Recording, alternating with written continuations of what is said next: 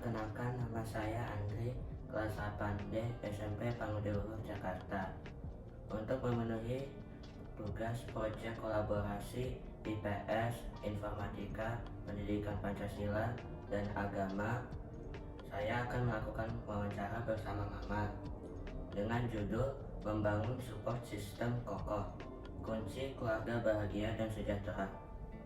Sebelum mulai wawancara, Mama tolong memperkenalkan diri. Halo, nama saya Evi. Saya adalah ibu dari Andri. Baik Mama, mari kita mulai wawancara. Baik Andri. Pertanyaan pertama, apa yang dimaksud dengan fungsi proteksi dalam konteks pengasuhan anak? Yang dimaksud dengan fungsi proteksi dalam konteks pengasuhan anak adalah bahwa keluarga mempunyai kewajiban, dalam hal ini orang tua, untuk memberikan proteksi atau perlindungan bagi anak, baik dari segi fisik maupun dari segi mental atau psikologisnya. Contohnya, Papa selama ini bekerja keras untuk memenuhi kebutuhan ekonomi kita berdua. Kedua, Mama dan Papa berusaha menyediakan tempat tinggal yang nyaman, aman, bersih, sehat, dan layak untuk Andri. Dan yang ketiga, Mama dan Papa berusaha untuk menciptakan kondisi yang damai, nyaman, dan sejahtera. Begitu Andri. Baik Mama. Pertanyaan kedua, apa perbedaan antara fungsi afeksi dan fungsi sosialisasi? Ya, jadi fungsi afeksi dalam keluarga itu adalah fungsi di mana seluruh anggota keluarga saling menyayangi sebagai hubungan dasar agar tercipta hubungan yang harmonis antar anggota keluarga. Jadi bagaimana orang tua menyayangi anak-anak, begitu pula sebaliknya. Sedangkan fungsi sosialisasi adalah keluarga merupakan tempat pertama di mana anak belajar tentang norma, nilai, dan bagaimana mempunyai perilaku yang baik yang membentuk karakternya di masyarakat. Oleh sebab itu, Mama dan Papa di rumah mengajarkan kamu bagaimana berkata, berperilaku yang sopan dan baik terhadap teman, tetangga, guru, dan siapapun yang kamu temui di masyarakat. Pertanyaan ketiga, bagaimana peran orang tua dalam memberikan rasa aman secara fisik maupun emosional bagi anak di rumah? Memang benar Andri bahwa orang tua berkewajiban untuk memberikan rasa aman baik secara fisik maupun emosional terhadap anak.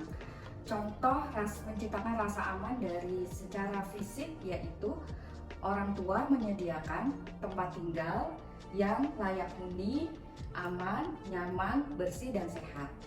Yang kedua, orang tua memenuhi kebutuhan anak dari segi pangan dan sandangnya.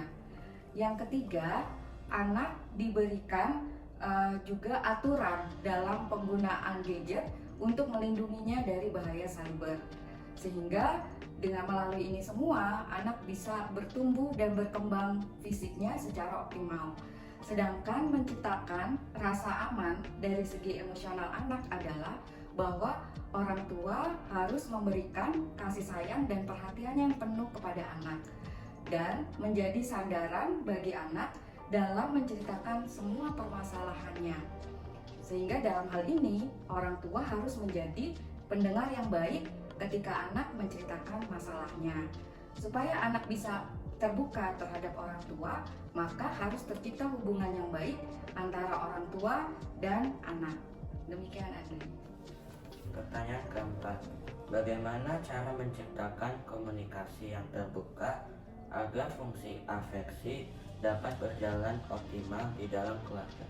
Ya, jadi supaya tercipta komunikasi yang terbuka, supaya fungsi afeksi berjalan dengan baik, maka yang dilakukan orang tua adalah menjadi pendengar yang baik bagi anak. Maksudnya, ketika anak berbicara, orang tua harus memberikan perhatian, fokus, dan minat pada apa yang dibicarakan anak, serta mencoba untuk memahami apa yang dirasakan anak sebelum memberikan respon. Respon yang diberikan orang tua harus menggunakan bahasa yang positif Dan yang terpenting dari semua itu adalah menciptakan perasaan yang aman dan nyaman agar anak bebas mengungkapkan perasaannya, baik perasaan sedih maupun senang. Pertanyaan kelima, bagaimana keluarga mengatur pembagian peran dalam memenuhi kebutuhan hidup sehari-hari? Ya, memang di keluarga kami ada pembagian peran dalam memenuhi kebutuhan hidup sehari-hari, baik dalam hal urusan tugas rumah tangga, pengasuhan, dan tanggung jawab finansial. Dalam hal urusan tugas rumah tangga, pembagian tugasnya adalah contohnya papa. Papa itu tugasnya mengantar Andri ke sekolah, kemudian membersihkan kamar mandi, membersihkan rumah. Nah, sedangkan mama tugasnya memasak, mencuci, dan menyetrika baju. Nah, sedangkan Andri sebagai anak tugasnya apa? Membereskan tempat tidur, meja belajar, dan mencuci piring setelah makan. Ya, dalam hal pengasuhan, maka ini dilakukan oleh mama dan papa. Misalnya, dalam hal menemani Andri belajar, ada yang mama temani, ada yang papa temani. Nah, pelajaran apa yang mama temani ketika Andri belajar? IPA, matematika, pendidikan Pancasila, agama, IPS, dan bahasa Indonesia. Wah, banyak juga ya. Sedangkan papa menemani kamu kalau pelajaran apa? Bahasa Inggris dan bahasa Mandarin. Nah, tapi ada hal ketika kamu belajar itu ditemani oleh papa dan mama. Ya, apa itu? Musik, Itu ketika kamu apa? latihan piano dan biola. Betul, karena mama dan papa juga menyukai musik. Nah, sedangkan dalam hal tanggung jawab finansial, papa merupakan satu-satunya sumber penghasilan di keluarga kita.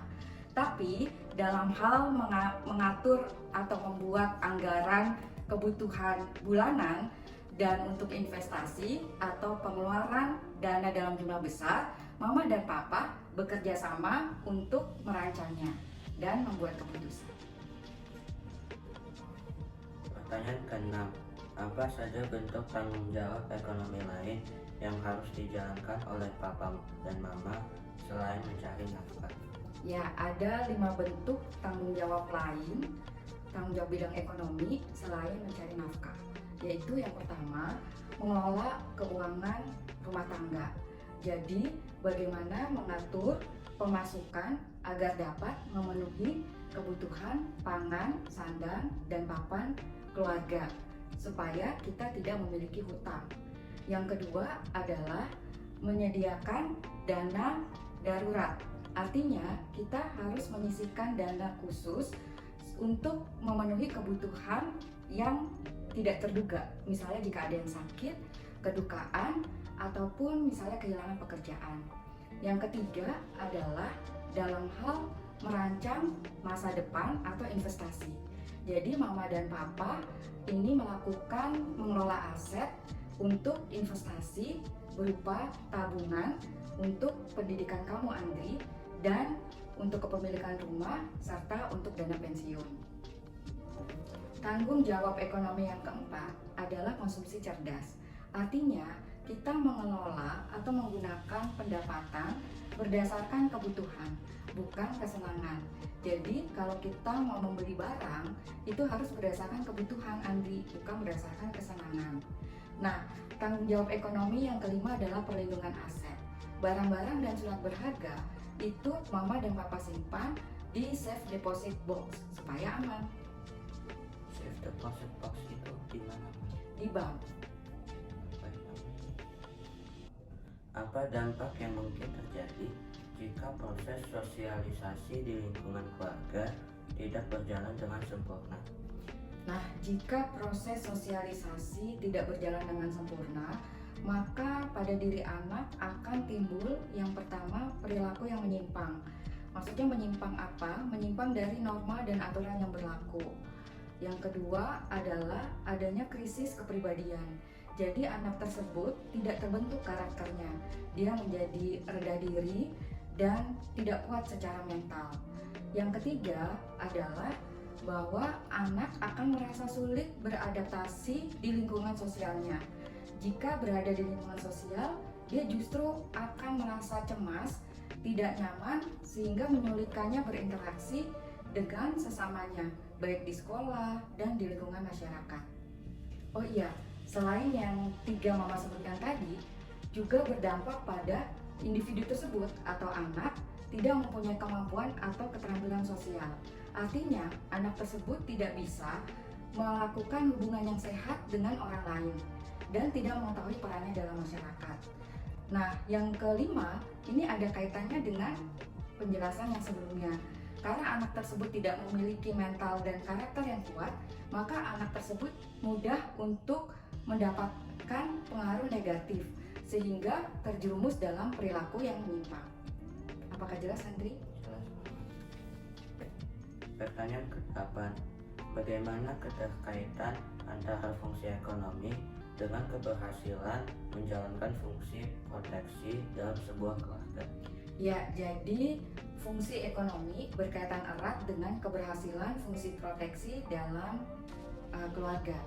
Apabila fungsi ekonomi dalam suatu keluarga dapat dijalankan dengan baik, misalnya dalam pemenuhan kebutuhan dasar, itu bisa tercukupi baik dalam hal pangan, sandang maupun papan, sehingga seluruh anggota keluarga terlindungi dari cuaca, bahaya lingkungan, serta terhindar dari kelaparan.